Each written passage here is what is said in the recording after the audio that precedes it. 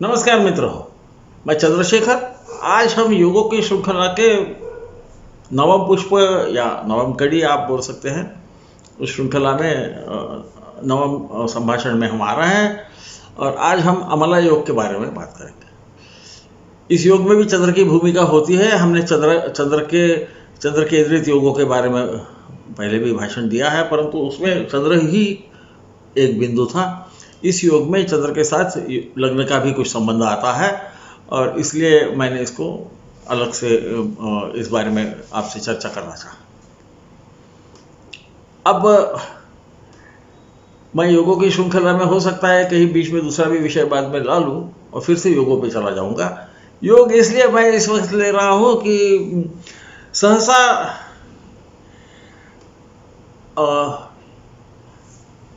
जो हमारे तरुण वर्ग है, जो नए एस्ट्रोलॉजर्स हैं, नए ज्योतिषी हैं, उनको योगों में बहुत ज़्यादा रुचि होती है। मैं जब तरुण था, बहुत साल हो गए उसको, तो मुझे भी रुचि थी। और होता यह है कि कई बार हम योगों को जैसा कि वैसा समझने की कोशिश करते हैं, उसे शब्दशाह लेते हैं। उसे शब्दशाह न ले, इसीलिए हम, आपने देखा होगा कि पहले भी हम योगों पे जब बात करते हैं तो हम योग की जो नियम है उनके बारे में बात करते, फिर उसके जो परिणाम है उनके बारे में, और ये इसे ढूंढने की कोशिश करते कि ऐसे परिणाम क्यों होते हैं। यही मेरा पद्धत रहेगी इस श्रृंखला में, ताकि हम गलती न करें।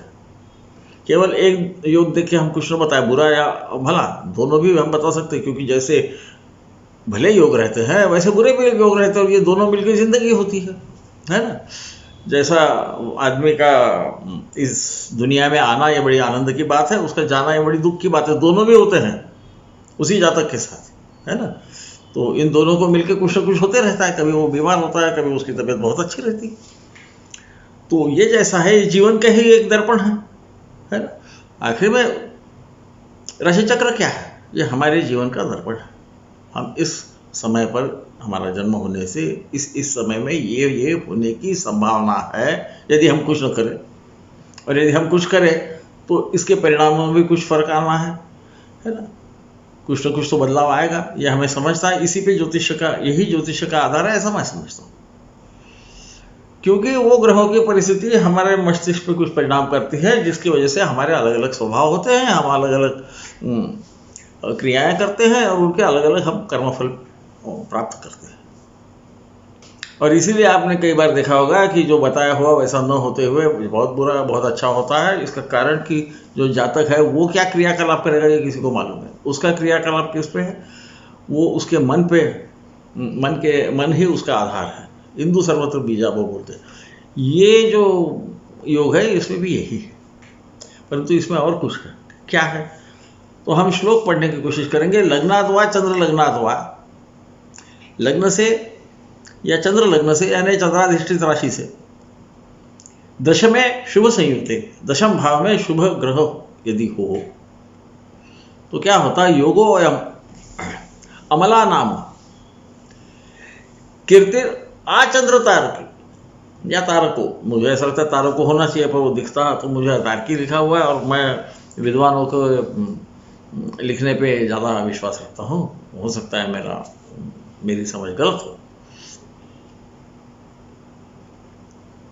तो लग्न या चंद्र लग्न से दशम भाव में शुभ ग्रह होने पर अमला नाम का योग होता है, जिसमें वो जातक की कीर्ति ये अमल होती है। इसका मतलब ये क्या बोलते हैं अंग्रेजी में, स्पॉटलेस बोलते हैं। इस पे कुछ भी छीटा नहीं रहता, बहुत शुद्ध इसकी, बहुत अच्छी इसकी कीर्ति होती है। और कब तक रहती है? तो ये जब तक चांद और तारे रहेंगे। हिंदी सिनेमा का डायलॉग है वो, परंतु वो चुराया यहीं से है। ये हमारी उपमाएं ऐसी रहती थी, है ना। यावत चंद्र दिवाकरो बोलते थे, जब तक चंद्र और सूर्य रहेगा तब तक। हमारे पूर्वजों को उपमा उत्प्रेक्षा जो देना आती थी वो अब हमारी आजकल की ये भाषाओं से तो बहुत खूबसूरत थी, वो सुनने में भी अच्छी लगती थी। तो आज चंद्र तारे की यानी जब तक चांद और तारे रहेंगे, इसका मतलब कि इसकी कीर्ति दिगंत रहेगी और बहुत समय तक रहेगी। इसके चले जाने के बाद भी इसकी कीर्ति रहेगी, ये इसका मतलब है। अब यहाँ मैं एक चीज को बहुत स्पष्ट करना चाहता हूँ। लग्नाद्वा चंद्र लग्नाद्वा का अर्थ ये हो सकता है कि लग्न से या चंद्र लग्न से, या इसका ये भी अर्थ हो सकता है कि लग्न से और चंद्र लग्न से भी दशम भाव में यदि शुभ ग्रह रहे तो योग अमला नाम का योग होगा। और ये जो दूसरा मत है, इससे मैं सहमत हूँ। कई बार ऐसा समझा गया है क्योंकि लग्नाद्वा चंद्र लग्नाद्वा बोला है, ये सही है, पर कभी कभी वो छंद बराबर रहने के लिए वा को कभी ये या वो इस अर्थ में भी वा का प्रयोग होता था, और कभी कभी छंद को पूरा रखने के लिए भी वा का प्रयोग होता है। कभी कभी च का भी इसी प्रकार से प्रयोग होता है संस्कृत भाषा में, ऐसा मेरा समझ है। जो संस्कृत विद्वान है उन्हें मुझसे ज़्यादा मालूम होगा, मैं तो उसमें अभी थोड़ा थोड़ा जानता हूँ, बहुत ज़्यादा नहीं जानता। तो मुझे ऐसा लगता है कि ये दोनों भी होना चाहिए, ये दोनों से भी दशम भाव होना चाहिए। क्यों होना चाहिए, हम इसके पहले परिणाम देखेंगे। हमको एक तो समझ गया कि इसकी कीर्ति जो है ये तो सदा के लिए रहेगी, कम से कम कलयुग खत्म होने तक हमारा चतुर्थ युग चालू है, और डरने की जरूरत नहीं है। वो आते रहता है कि दुनिया डूबने वाली है, और इस पर ज़्यादा ज्योतिष्य कम से कम विश्वास न रखे। इसका कारण 4,32,000 साल का मेरे ख्याल से कलयुग है, उसमें 5,000 साल ज़्यादा से ज़्यादा गए हैं, बहुत ज़्यादा साल हुए नहीं है। कोई ऐसे बहुत उसके कारण व्यथित होने की कोई ज़रूरत नहीं है, इतने जल्दी डूबने वाली नहीं है। हमारे कम से कम ज़िंदगी में हमारे पोतों पड़पोतों की ज़िंदगी भी नहीं डूबने वाली है ना, इसे हम ख्याल रखें। वरना ये आजकल हो जाता है फटाफट, मैं देखता हूँ कई बार ऐसा आ जाता है कहीं फेसबुक पे कहीं कि भाई बस दुनिया डूबने वाली है परसों, तो उस पर विश्वास न रखें, और ऐसा विश्वास हम फैलाए भी नहीं। यदि हमारा शास्त्र पे विश्वास है तो पूरा विश्वास रखें। तो इसके परिणाम क्या होते हैं? अमल कीर्ति तो उनकी रहती है पर हर समय के लिए, और राजपूज्यो राजा से पूजित होता है। इसका मतलब राजा इसको बहुत मान देता है, इसका सम्मान करता है। महाभोगी ये सब प्रकार के सुखों का अनुभव करता है। ये महाभोगी को अलग अर्थ में न लीजिए, समझने की कोशिश कीजिए। दशम भाव की बात कर रहे हैं हम। दाता जो दान करता है ना, ये भी एक कर्म है हमारा। दशम भाव की बात कर रहे हैं, ये कर्म स्थान भी है, ये मान स्थान भी है ना। तो देखिए कैसा कैसा आ रहा है। फिर बंधु जनप्रिय, राजपूज्यो महाभोगी बंधु दाता बंधु जनप्रिय। अब ये बंधु जन क्या है, इसके बारे में मैं विशेष इसलिए बोल रहा हूँ कि आजकल या तो संस्कृत का ज्ञान न होने से, और खासकर क्योंकि हमारी भाषाओं में संस्कृत शब्द आ गए हैं, मराठी में, हिंदी में। मैं मराठी भी जानता हूँ, थोड़ी बहुत हिंदी भी जानता हूँ, अंग्रेजी में तो थोड़ा अलग है, पर तो बंधु को लोग फट से भाइयों से जोड़ देते हैं। तो कई बार मुझे पूछते भी कि भाई तृतीय भाव को भ्राता भाव बोलता है, इसको बंधु भाव बोलता है, दोनों जगह से भाई कैसे आएंगे। तो बंधु यानी बांधव, जिनसे हम जकड़े हुए रहते हैं या जो हमारा बचाव करते हैं, वो हमारा कुनबा आप समझिए उसको, आपका बहुत नज़दीकी मित्र परिवार, आपका फैला हुआ परिवार, जिस बस्ती में रहते हो, जिनके साथ आप घुल मिल के रहते हो, ये सब लोग, इन सबको बंधु कहा जाता है। ये चतुर्थ भाव। चतुर्थ भाव क्यों आएगा? क्योंकि दशम में यदि शुभ ग्रह रहेगा वो चतुर्थ भाव पे देखेगा, है ना। और क्या है, ये परोपकारी गुणवान अमला योग संभव, वो लोगों पे उपकार करता है और बड़े गुणों का भंडार करता है, ऐसा कहा गया। अब देखिए यहाँ पे क्या हो रहा है। दशम भाव में शुभ ग्रह होने से उसकी दृष्टि, गुरु होगा तो और जगह पड़ेगी, पर तीन ही शुभ ग्रह है या दो ही हैं। ऐसा देखो तो चंद्र भी जो है खुद, वो भी कभी पाप और कभी शुभ होता है। बुध कभी पाप और कभी शुभ होता है, क्योंकि वो पाप ग्रह के साथ पाप फल देता है और शुभ ग्रहों के साथ में शुभ फल देता है। एक गुरु ऐसा है जो तीन जगह देखता है। शुक्र तो सामने ही देखता है, बुध चंद्र भी सामने ही केवल देखते हैं, इसलिए मैं नौवें ग्रह की बात कर रहा हूँ, मैं बाकी की बात नहीं कर रहा हूँ। गुरु होगा तो वो और भी कुछ करेगा, जिसमें फिर धन धान्य वगैरह होगा, क्योंकि वो द्वितीय भाव पे देखेगा, दशम भाव से। तो हम संभ्रम में न पड़े, इसलिए मैं उसकी तरफ जाता नहीं हूँ। मैं केवल दशम भाव की दृष्टि की, दशम भाव से सप्तम भाव पे दृष्टि और दशम भाव में स्थित होना, इसी के बारे में हम बोलते हैं। और वो सब हमें गुण यहां दिखते हैं। राजा को पूजनीय होने से उसको हम कीर्ति स्थान बोलते हैं, दशम भाव को, है ना, मान स्थान बोलते हैं। राजा मान देगा, मान किसने देना, मान आपसे बड़े नहीं देना, छोटे तो देते हैं। अब मेरे समान जैसे उम्र हो गई है तो सब बच्चे बोलते हैं आप बहुत विद्वान हो, मुझे मालूम है ऐसा वैसा कुछ नहीं है। वो मेरे से जब बड़े बोलेंगे तो मुझे ऐसा लगेगा मुझे शायद थोड़ा बहुत मालूम, क्योंकि ज़्यादा मालूम तो वो एक भगवान शंकर है, जिनसे सब विद्या आई है, उन्हीं को मालूम है। ऐसी मेरी धारणा है, मेरा गलत हो सकता है, परंतु अब वो तो मैं जब जाऊंगा तब समझेगा, है ना। तो महाभोगी ये सब प्रकार के सुख प्राप्त करेगा, क्योंकि सुख स्थान है चतुर्थ भाव, उस पर नजर जा रही है। देखिए हमने कोई भी योग देखने के बाद ये श्लोक में जो दिया वो योग क्या है, इसे अच्छे ढंग से समझ लेना चाहिए।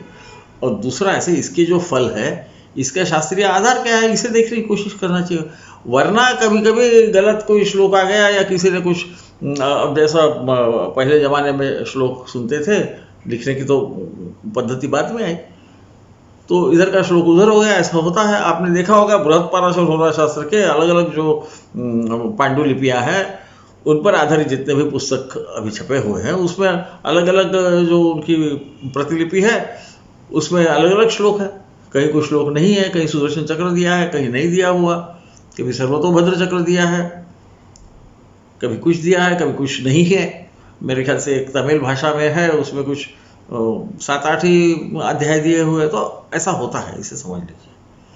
तो हमारा क्या कर्तव्य है, इसमें सामंजस्य करना। कैसा करना, श्लोक पढ़ने के बाद में हमारे जो मूल सिद्धांत है, इसीलिए हमने शुरू से जो शुरुआत किया, जिन्हें जो पहले से देखते आए हैं उनको याद होगा कि मैंने बिल्कुल ग्रहों से शुरुआत करते हुए धीरे धीरे लाया है। हर वक्त मैंने तत्व समझाने की, मुझे जैसा समझा वो तो समझाने की प्रयास किया है, ताकि आप लोगों को कभी मैं भी गलत बोल दूं तो आपको समझ लीजिए कि गलत हो गया। हो सकता है कि उम्र की वजह से सटिया गए होंगे, गलत बोल दिया होगा, तो आप माफ़ कर लेंगे मुझे, है ना। ऐसा आप समझना चाहिए, गलत हो सकता है। मतभेदे मुनि नातु वैद्यकीय ज्योतिषे तथा करके एक श्लोक है, उसका कहना जो सचमुच ज़मीन पे होता है, हकीकत में जो होता है, उसके जिसके जो भी बताया गया उसमें के जिसके अच्छे फल आते हैं उसी को ग्राह्य करना चाहिए, बाकी को ठुकरा देना चाहिए। दो ही ऐसे शास्त्र हैं हमारे वेदों के, वेदांगों के, क्योंकि हमें ये समझता नहीं है कि आयुर्वेद कहाँ से आया, वो भी वेद का ही भाग है, उपवेद है वो। तो ये दोनों में ही केवल आप यदि प्रत्यक्ष नहीं दिखता तो ऋषि का भी कहा हुआ को आप बाजू में रख सकते हो, इसे कभी ना भूलें। तो और हमारे समान लोग तो ऋषि है ही नहीं, है ना।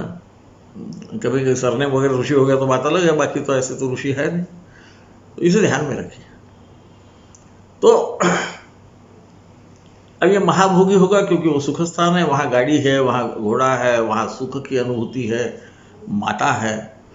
हमारा उस स्तर का शिक्षण है जो उस जमाने में बहुत ज़रूरी होता था, और कम से कम उतना शिक्षण जिससे हम कुछ अच्छा काम कर सकें और कीर्ति प्राप्त करें। दशम के आगे ही है वो, है ना। ये दोनों मिलकर एक जोड़ बनता है। इनको भी समझते जाइए कि क्योंकि मैं कभी बोलता हूँ, कभी ऐसे बोलता हूँ, लिख के तो रखता नहीं हूँ, तो नहीं बोला होगा, तो इसे ख्याल में रखिए कि लग्न और सप्तम, द्वितीय और अष्टम, ये जोड़ियाँ हैं, ये एक दूसरे पे अवलंबित है। और इनका जब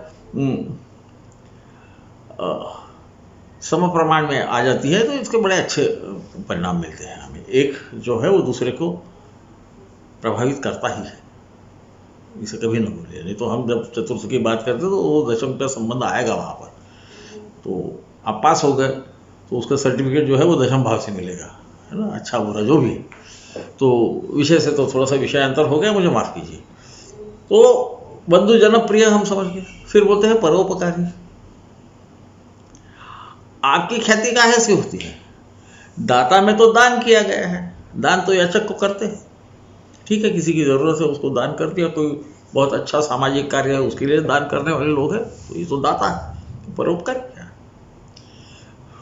ये दान छोड़ के जो आप मदद करते हो अलग अलग ढंग से, कई बार उस व्यक्ति ने न पूछते हुए आपको महसूस होने पे कि इसको मदद की ज़रूरत है, और कभी उसने पूछने के बाद आपको यदि लगा योग्य व्यक्ति है तो आप उसको मदद करते, उसको परोपकार बोलते हैं, दूसरे पे उपकार करना। उन्होंने मांगा नहीं है, याचक को दान देना अलग है, याचक ये याचना करता है फिर हम दान देते हैं। परोपकार में ऐसा कोई ज़रूरत नहीं, कोई बुढ़िया दिखेगी बेचारी रास्ता क्रॉस नहीं कर रही, आपने उसका हाथ पकड़ के उसको उस पार करा दिया, ये भी परोपकार ही है, क्योंकि वो बोल नहीं रही आपको, वो मानी है बुढ़िया, बोलती मैं मेरे दम पे आई और मेरे दम पे जाऊंगी, पर हमने हाथ पकड़ के जो उसको पहुंचा दिया, ये भी परोपकार में आता है। इसे कृपया ख्याल में रखें, नहीं तो फिर ये दाता और परोपकार में, क्योंकि आजकल के क्या है, ये कलियुग में हम सब चीज़ें पैसों में तोलने को देखते हैं ना, ये अलग चीज़ है। और गुणवान है, नैसर्गिक है, उसमें गुण होंगे, क्योंकि वो अच्छा पढ़ा लिखा है, आपको दिख ही रहा है वहाँ पे चतुर्थ भाव पे शुभ ग्रह की दृष्टि है, इसका नाम अच्छा है, गुण होंगे तभी तो आपकी कोई प्रशंसा करेगा, अवगुण के लिए तो कोई प्रशंसा नहीं करता है, क्योंकि आपकी कीर्ति अमल रहने वाली। और दशम भाव में भी शुभ ग्रह होने से कर्म भी शुभ करेगा, अशुभ कर्म तो करेगा नहीं। और ये शुभ और अशुभ का फर्क समझने के लिए गुण की आवश्यकता होती है, इसीलिए हम गुण और दुर्गुण ऐसे दो फर्क करते हैं। तो इस प्रकार ये है, परंतु इसमें जो ऐसा कहा, कुछ लोगों का ऐसा मानना है, विद्वानों का भी मानना है, और वो विद्वान है इसमें कोई शक नहीं है, वो सही भी हो सकता है, परंतु आपके पास कुंडलियाँ आती है, उस पर कभी ऐसा दिखा तो देख लेना क्या मिलता है।